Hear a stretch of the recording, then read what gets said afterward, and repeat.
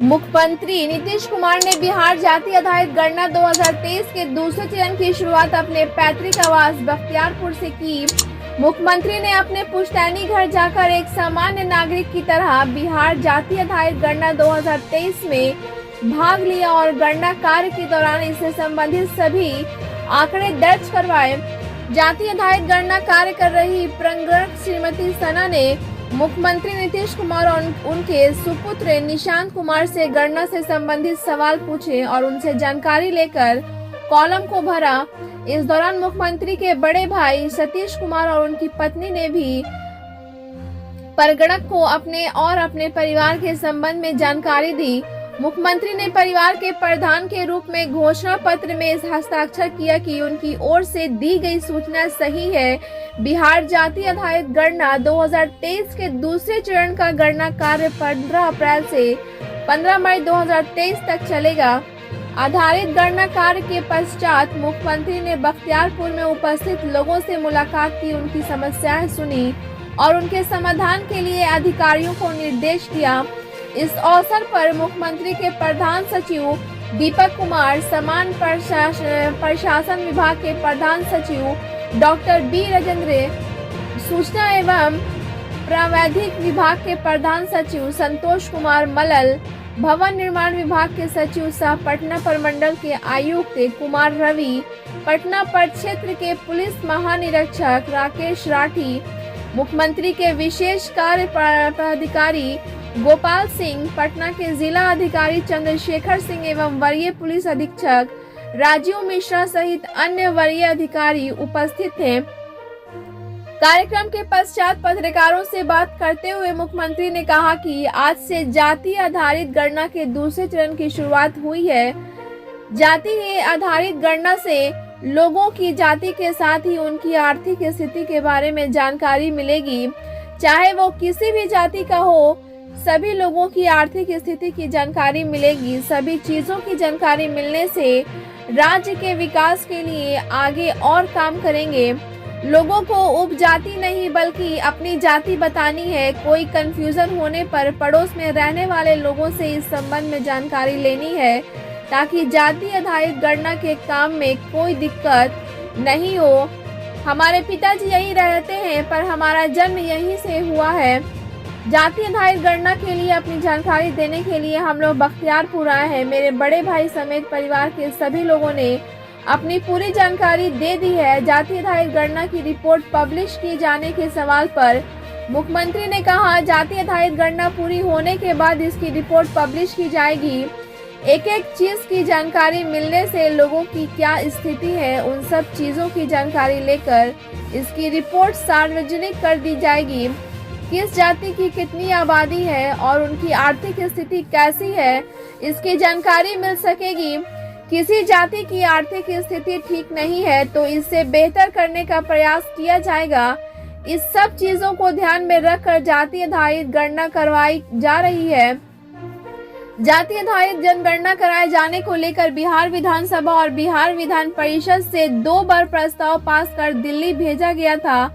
इसके बाद सभी पार्टियों के नेताओं के साथ हम लोगों ने प्रधानमंत्री से भी मुलाकात की थी और उनसे हम लोगों ने जातीय जनगणना कराने की मांग की थी। इसके बाद मेरे पास खबर आई कि हम लोग जातीय जनगणना नहीं कराएंगे। अगर आप लोग अपने अपने राज्यों में जाति आधारित गणना करवा लीजिए।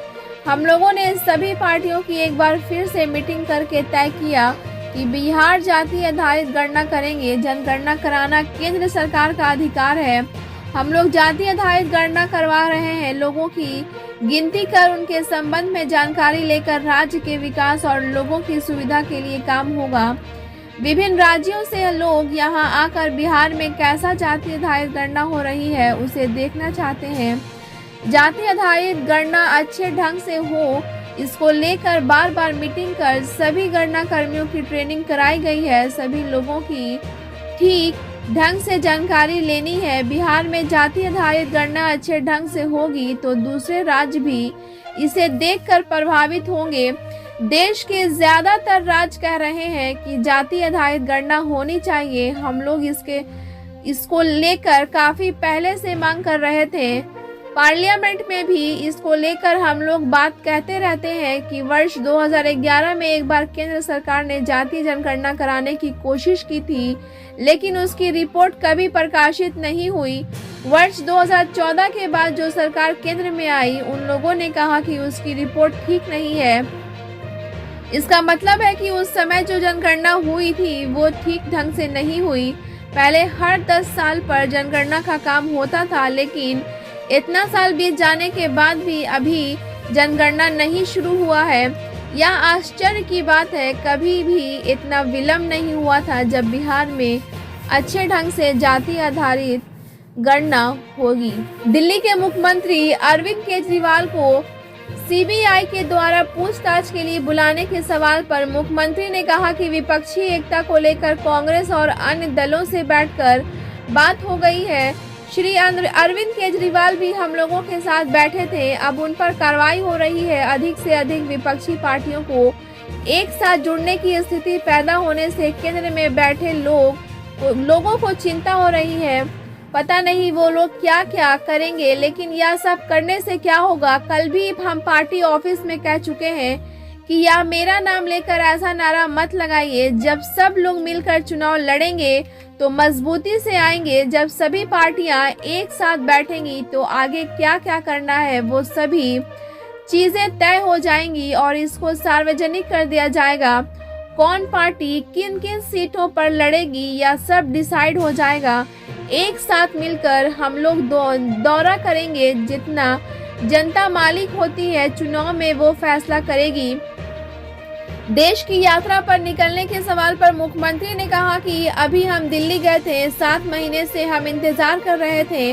वहां से खबर आई तो हम दिल्ली गए। हमको भी कुछ लोगों से बात करने की जिम्मेवारी है। अभी बहुत लोगों से हमारी बात होगी। धीरे धीरे आप लोगों को पता चलेगा। सभी लोग एक साथ बैठकर निर्णय लेंगे। मोतिहारी में जहरीली शराब से लोगों की हुई मौत के सवाल पर मुख्यमंत्री ने कहा कि लोगों को गलत काम नहीं करना चाहिए। इसको लेकर सभी को समझाया जाता है। इसके बारे में विस्तृत जानकारी लेंगे। ब्यूरो रिपोर्ट, बिहार दर्शन। सर जातीय जनगणना हो गई, इसकी शुरुआत यहाँ बख्तियारपुर से आपने कर दिया। ऐसा है कि जातीय जनगणना का तो सिलसिला 1 राउंड हो गया जनवरी में। सबके इसको देखने के लिए पर है कौन कहाँ है, और उसके बाद आज से गणना शुरू हो रही है। और कौन है, उनके परिवार में कितने हैं, कहाँ रहते हैं, एक एक चीज़ के बारे में। कोई मान लीजिए कि यहाँ का है लेकिन अब यहाँ नहीं, उसके परिवार का कुछ बाहर रहता है, यहाँ से मतलब नहीं है। तो सारी चीज़ों का आकलन किया गया।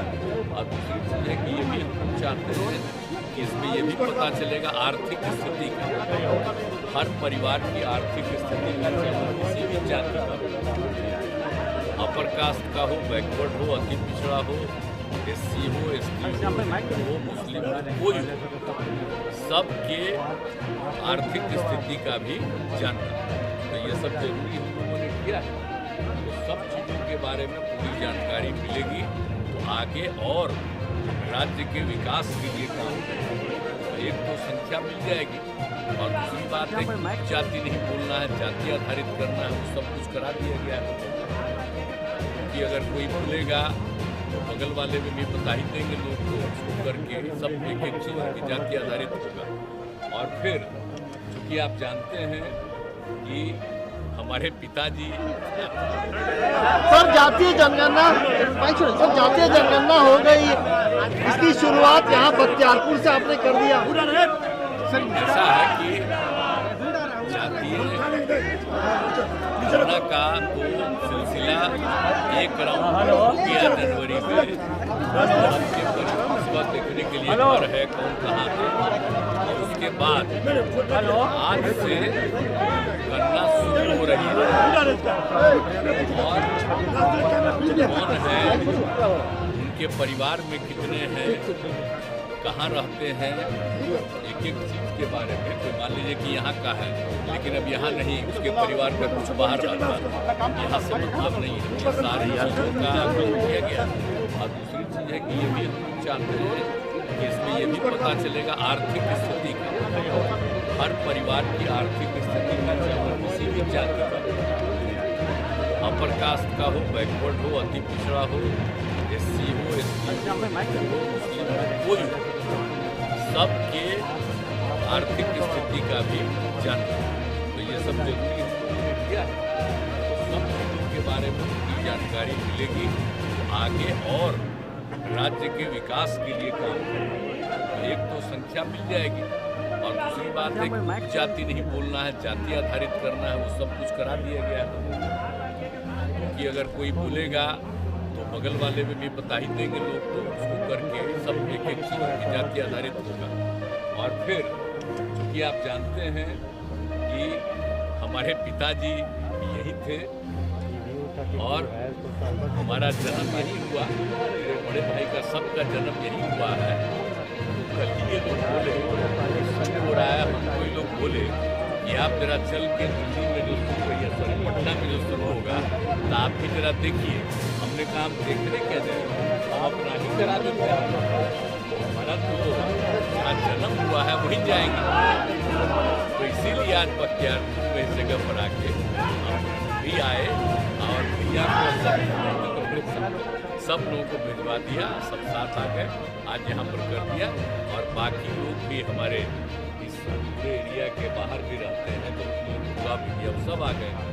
अभी सब लोग अपना लेकिन करना तो होगा, लेकिन इसका रिपोर्ट पब्लिश किया जाएगा या नहीं, और इसका लॉजिकल कंक्लूजन क्या होगा? जरूर पब्लिश, एक एक चीज की जानकारी मिल जाएगी, क्या स्थिति है, सब चीजों की जानकारी लेकर के इसको तो सबको देना सार्वजनिक रूप से तो जरूरी है ना, कि हमारे यहाँ इतनी जाति में इतने और इतने लोग की आर्थिक स्थिति ठीक नहीं, किसी भी जाति का नामकरण कर सकते, तो इस सब चीज़ के बारे में लोगों को मालूम हो जाएगा ना कि ये किसी को ये भ्रम न हो, वो हर जाति के किसी भी समुदाय के, लेकिन आर्थिक स्थिति खराब है तो उनकी स्थिति बेहतर हो। तो इन सब चीज़ों को ध्यान में रख करके हम लोगों ने किया। और एक बात और जान लीजिए, ये तो हम लोग बहुत पहले से, जो आप जानते ही हैं, विधानसभा विधान परिषद दोनों में होता था कि जाति आधारित जनगणना होनी चाहिए। हम लोग वहाँ से रिपोर्ट दिल्ली भेजते थे, 2 बार हम लोगों ने भेजा और उसके बाद देर हो गया उसको करने में।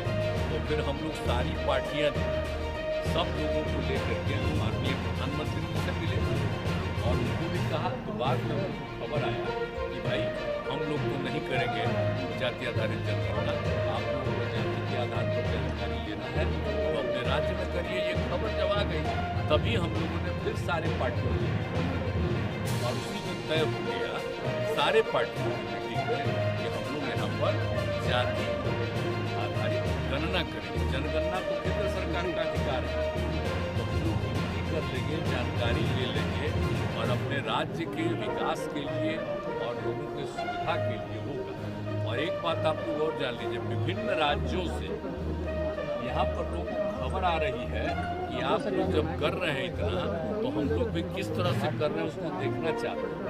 आप जरा सोच लीजिए। तो हम लोगों ने बार बार मीटिंग करके और सबकी ट्रेनिंग कराई गई है कि ठीक ढंग से एक एक चीज़ की जानकारी लीजिए और पूरे तौर पर सारी जानकारी होगी और बढ़िया ढंग से आप करिएगा। उसका बाकी लोग भी देखना चाहते हैं तो देखेंगे और ज़्यादातर राज्य दोहरा होना चाहिए। और आप तो जानते हैं ये बात हम लोग तो बहुत पहले से कर रहे हैं,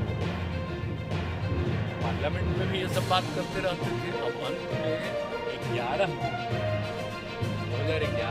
केंद्र सरकार ने एक बार कोशिश किया जनगणना के अलावे ये जानने के लिए, लेकिन उस तरह से जो किया और उसकी रिपोर्ट कभी प्रकाशित नहीं हुई, क्योंकि उसका जो सरकार में थी 14 के बाद आई है, उन लोगों ने कहा कि रिपोर्ट उस समय जो गणना हुई वो ठीक से नहीं हुई, तो इसीलिए वो नहीं हुआ। तो उन्होंने कहा कि भाई एक बार जब केंद्र सरकार ने शुरू किया अलग तो एक ही साथ होना चाहिए था, वही लोग तो अभी माने नहीं। और आप देख रहे हैं कि हर 10 साल पर होता था, अब इतना साल बीत जाने के बाद भी अभी तक नहीं शुरू हुआ। ये तो तो आश्चर्य की बात है कि आप समझ लीजिए कभी भी इतना डिले नहीं हुआ और पहली बार पूरे देश में आप जनगणना हो ही नहीं रहा। जाति आधारित तो नहीं है माने, तो हम लोग तो यहाँ पर कर रहे हैं और अन्य राज्यों के लोगों की भी इच्छा है, तो अगर यहाँ पर होगा और देखेंगे कि बड़ा ठीक से हुआ है तो लोग भी इसी तरह से कुछ करने की आरक्षण के दायरे पर भी असर पड़ेगा क्या मुख्यमंत्री जी? है। आरक्षण का जो दायरा है सब तो उसके बाद की चीज़। जब एक बार पूरा हो जाएगा तो इन सब चीज़ों के बारे में जो कहना होगा किया जाएगा और खास करके जो गरीबी है उसको भी तो देखा जाएगा, सब लोगों के लिए तो मदद किया जाएगा। और अब इसके लिए कोई चिंता लोगों को तो करने का नहीं चाहिए, क्योंकि जो कह रहे हैं काम उसके लिए तो उसको बनना चाहिए। तब तो फिर अपर कास्ट को तो किया ना गया 10%, वो तो हो ही न गया नहीं।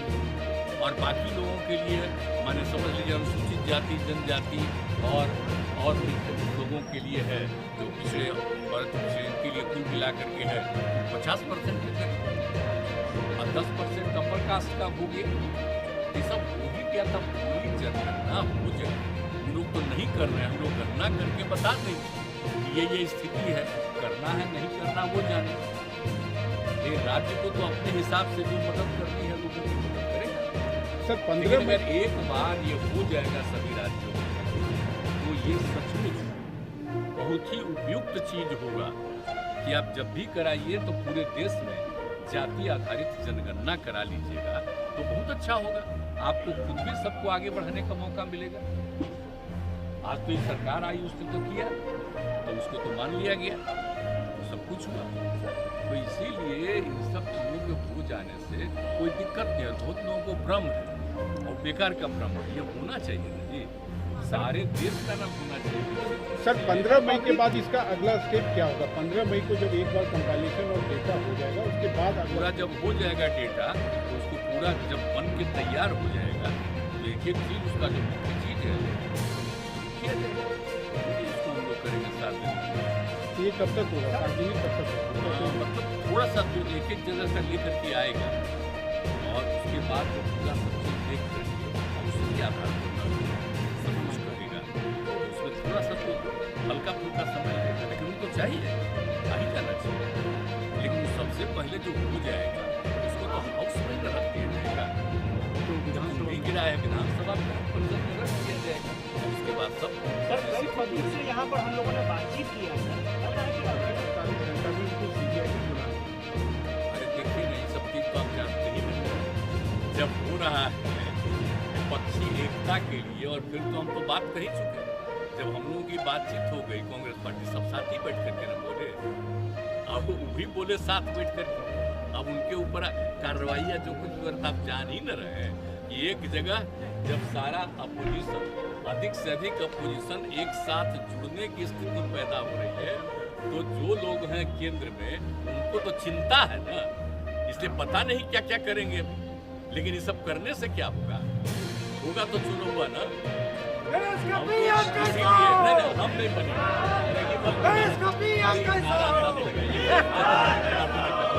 कल भी हम पार्टी ऑफिस में कर चुके, भाई मेरा नाम मत लीजिए, इसीलिए कि हम चाहते हैं कि सब लोग मिल करके एक साथ लड़ेंगे चुनाव और मजबूती से आएंगे।